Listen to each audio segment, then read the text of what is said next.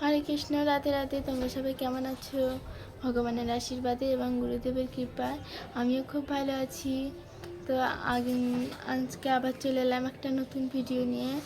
আগের দিন 31 নম্বর শ্লোক পর্যন্ত পড়া হয়েছিল প্রথম অধ্যায়ের। আজকে 32 থেকে শুরু হবে। তো তার আগে আমরা মঙ্গলাচরণ করে নিই।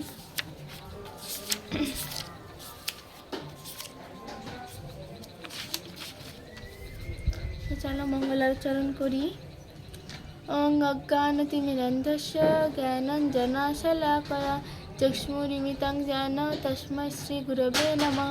श्रीचैतन्यमनोभीष्टं स्थापितं येन भूतले स्वयं रूप गदामहं ददाति सपदान्तिकं।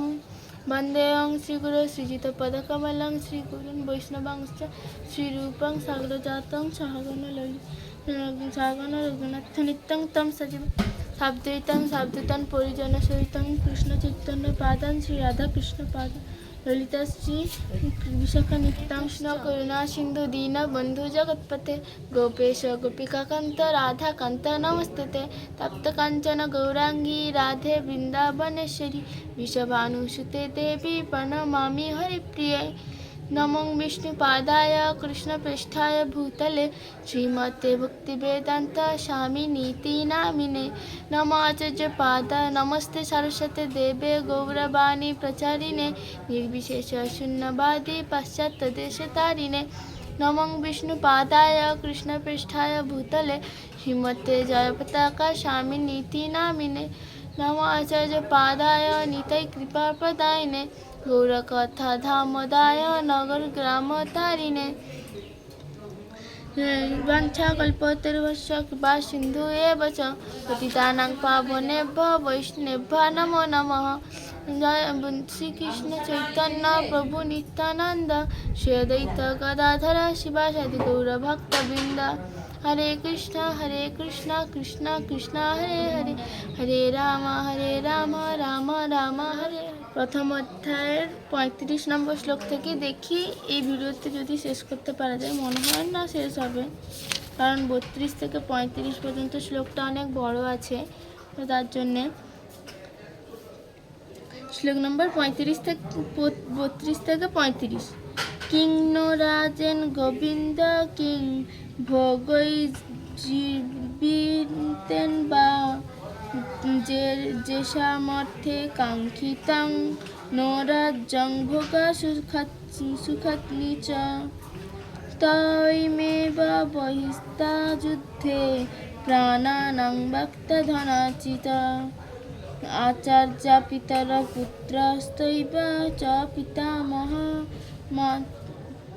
मातुला ससुरा पौत्र शैल समनिधस्तता एतान्न हन्त अमिच्छामि घन्नतोऽपि मधुसूदन। अपित्रैलोकराजस्य हेत किं नु मोहि कृते निहत्तधार्तराष्ट्रन्न का প্রীতি সাজ্জনার্দন। অনুবাদ: হে গোবিন্দ, যাদের জন্য রাজ্য ও সুখ ভোগের কামনা, তারা সকলেই যখন দেখছি এই রণক্ষেত্রে আজ উপস্থিত, তখন আমাদের রাজ্যে কি প্রয়োজন? সুখভোগ বা জীবন ধারণেই বা কি প্রয়োজন? হে মধুসূদন, যখন আচার্য পিতৃব্য পুত্র পিতামহ মাস্তুল শ্বশুর পৌত্র শ্যালক ও আত্মীয় স্বজন সকলেই প্রাণ ও ধনাদির আশা পরিত্যাগ করে আমার সামনে যুদ্ধে উপস্থিত হয়েছেন, তখন আমি তার হত্যা করতে চাইব কেন? এমনকি তারা যদি আমাকে বধ করেন, হে জনার্দন, এই জগতের কি কথা? এমনকি ত্রিভুবনের বিনিময়েও আমি যুদ্ধ করতে প্রস্তুত নই। ধৃতরাষ্ট্রের পুত্রদের হত্যা করে আমরা কি সন্তোষী বা লাভ করব? তাৎপর্য: অর্জুন শ্রীকৃষ্ণকে গোবিন্দ নামে সম্বোধন করেছেন, যেহেতু কৃষ্ণ গো অর্থাৎ গাভী ইন্দ্রিয়গুলিকে আনন্দ দান করেছেন। এই তাৎপর্যপূর্ণ নামের দ্বারা সম্বোধন করার মাধ্যমে অর্জুন ইঙ্গিত জানালেন কিভাবে তার নিজের ইন্দ্রিয় তৃপ্তি হবে। কিন্তু গোবিন্দ নিজেই আমার ইন্দ্রিয়গুলিকে তৃপ্ত করেন না। আমরা যদি গোবিন্দের ইন্দ্রিয়গুলিকে তৃপ্ত করি তবে আমাদের ইন্দ্রিয়গুলির স্বয়ং তৃপ্ত হয়ে যায়। জাগতিকভাবে সকলেই তাদের নিজেদের ইন্দ্রিয়গুলিকে তৃপ্ত সাধন করতে চায় এবং তারা চায় ভগবান তাদের এই তৃপ্তি সাধনের সরবরাহকারী হন। যার যতটা ইন্দ্রিয় তৃপ্তি প্রাপ্য ভগবান তাকে তা দিয়েই থাকেন, কিন্তু তা বলে তার আগ্রাসী কামনা অনুসারে নয়, কিন্তু তার বিপরীত পন্থা অবলম্বন করে অর্থাৎ নিজেদের ইন্দ্রিয় তৃপ্তির কথা না ভেবে যদি গোবিন্দের ইন্দ্রিয়ের সেবাব্রতী হওয়া যায়, তখন গোবিন্দের আশীর্বাদে জীবেদের সমস্ত বাসনায় চরিতার্থ হয়ে যায়। সমাজ ও পরিবারের প্রতি অর্জুনের গভীর মমতা কিছুটা তার প্রতি তার স্বাভাবিক করুণার প্রবেশ। তাই তিনি যুদ্ধ করতে নারাজ। প্রত্যেকেই নিজের ঐশ্বর্য তার বন্ধু বান্ধব ও আত্মীয়স্বজনকে দেখাতে চায়, কিন্তু অর্জুন আশঙ্কা করেছিলেন যে যুদ্ধে তার সমস্ত আত্মীয়স্বজন এবং বন্ধু বান্ধব নিহত হবে বলে এবং যুদ্ধ জয়ের পরে তার ঐশ্বর্য ভোগ করবার জন্য তার সঙ্গে আর কেউ থাকবে না। এই জড় জাগতিক জীবনের এক বিশেষ চিন্তাধারা অপ্রাকৃত অনুভূতি সম্পন্ন জীবন অবশ্য ভিন্ন ধরনের।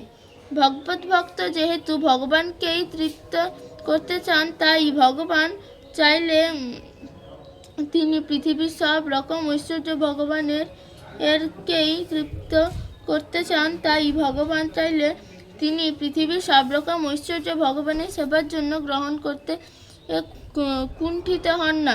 ভগবান যখন চান না তখন তিনি একটি কপর্দকও গ্রহণ করেন না। অর্জুন সেই যুদ্ধে তার আত্মীয় স্বজনদের হত্যা করতে চাননি এবং তাদের হত্যা করাটা যদি একান্তই প্রয়োজন ছিল তবে তিনি চেয়েছিলেন শ্রীকৃষ্ণ স্বয়ং তাদের বিনাশ করুন।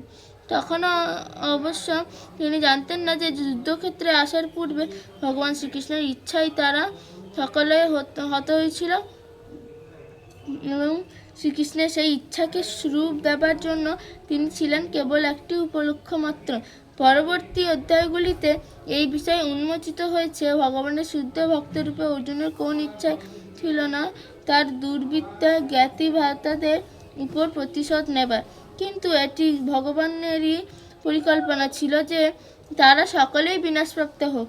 ভগবানের ভক্ত কখনোই অন্যায় আচরণকারী কারো প্রতি হিংসাপরায়ণ হন না, কিন্তু ভগবানের ভক্তকে যে আঘাত দেয় ভগবান কখনোই সেই দুর্বৃত্তের অপরাধ সহ্য করেন না।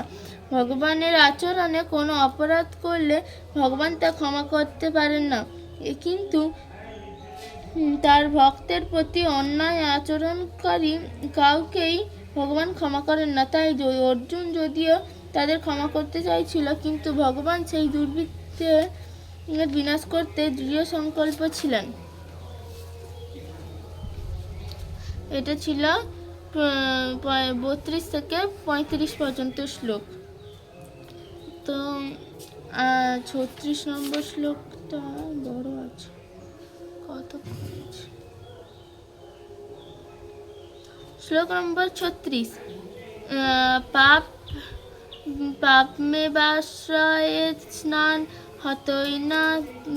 হতই তানা তাইন তস্মান্না আর বয়ং হস্তং ধার্তরাষ্ট্রাং সমাবদ্ধবান স্বজনং হি কথং হত্যা সুখিন শ্যাম মাধব।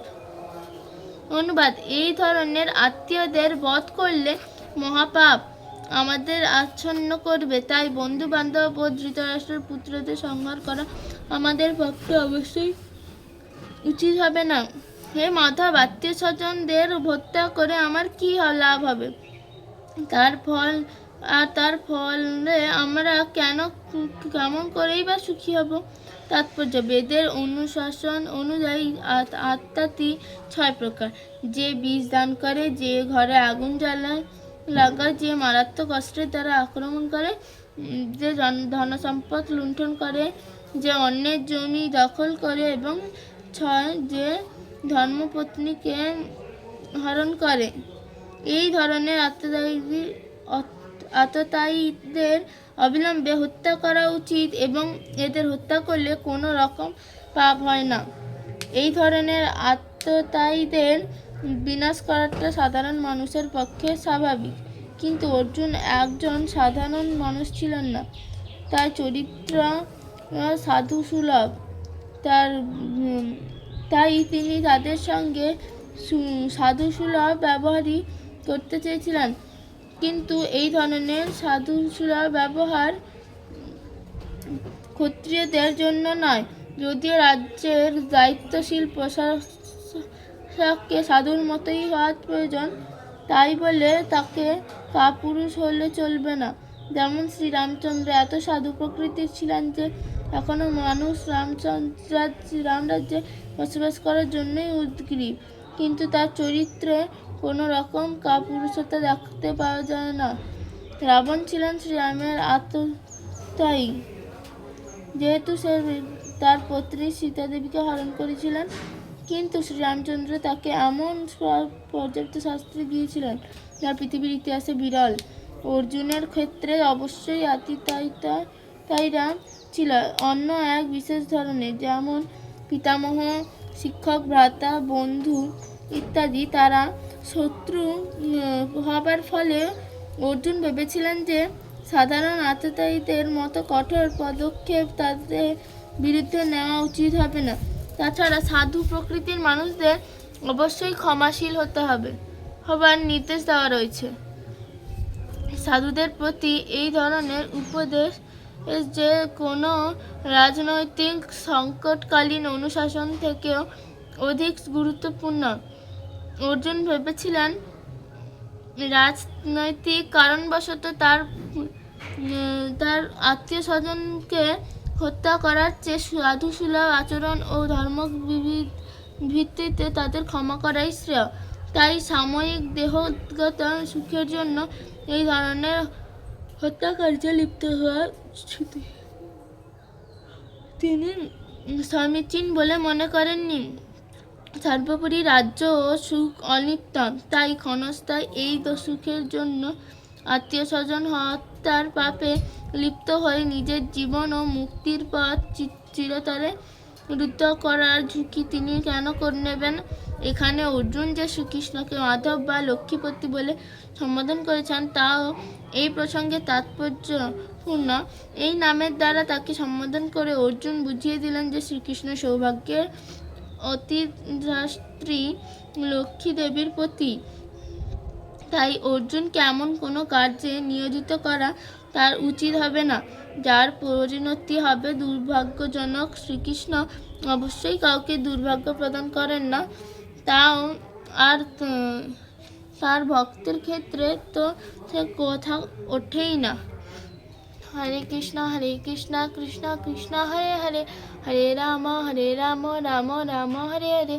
আজকের ভিডিওতে যে সমস্ত শ্লোকগুলো পাঠ করলাম সেগুলো থেকে অর্জুনের অনেক ভালো ভালো গুণ, মানে শুদ্ধ ভক্তের যে গুণগুলো থাকে সেগুলো তার দেখা গেছে। মানে সে যে যুদ্ধ করতে চেয়েছিল না, সেই সব গুণ এখানে খুব গুরুত্বপূর্ণ আর খুব বোঝার জিনিস আছে। তো আজকের ভিডিওটা এইটুকু। যদি আমার ভিডিওটি ভালো লেগে থাকে তাহলে লাইক করে এবং সাবস্ক্রাইব করে আমার পাশে থেকো। তো আজকে ভিডিওটা এইটুকুই, আবার দেখা হচ্ছে অন্য কোনো ভিডিওতে। হরে কৃষ্ণ, রাধে রাধে। তোমরা সবাই ভালো থেকো, সুস্থ থেকো।